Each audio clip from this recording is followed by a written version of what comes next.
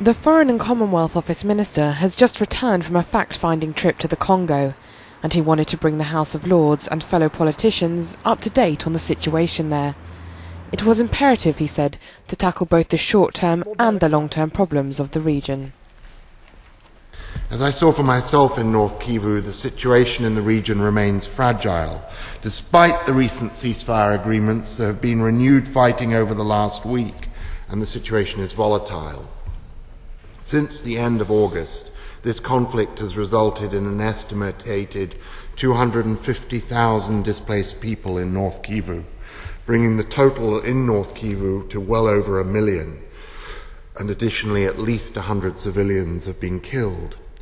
Whilst the humanitarian consequences of the fighting are dire, it is the violence, insecurity and general lawlessness that is affecting the civilian population and hampering the delivery of assistance.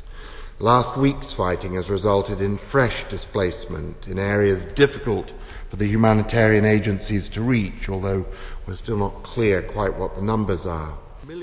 There were, he said, many reports of atrocities occurring during the recent fighting. I, like I'm sure all of us, am deeply disturbed by unconfirmed reports of FARDC soldiers, that is the National Congolese Army, raping and killing civilians, and also of atrocities of equal severity committed by the CNDP forces.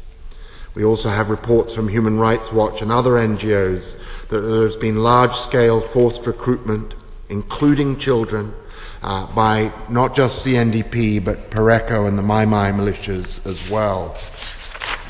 The deliberate targeting of civilians, of civilian infrastructure, of humanitarian aid workers and supplies is evidently in direct contravention of international humanitarian law, and we hope will cease immediately. The targeting by the FARDC, the National Army, of a therapeutic nutritional feeding centre on the 9th of November is one disgraceful example of this. The minister spelt out the UK's immediate priorities.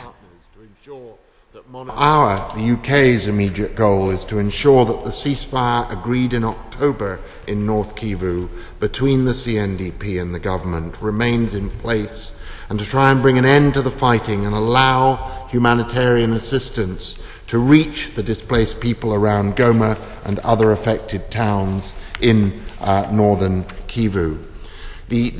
While the cause of the immediate crisis is General Nkunda's CNDP, we need also, and for that purpose we need to resume meaningful negotiations with the Congolese government and the CNDP to end the current fighting.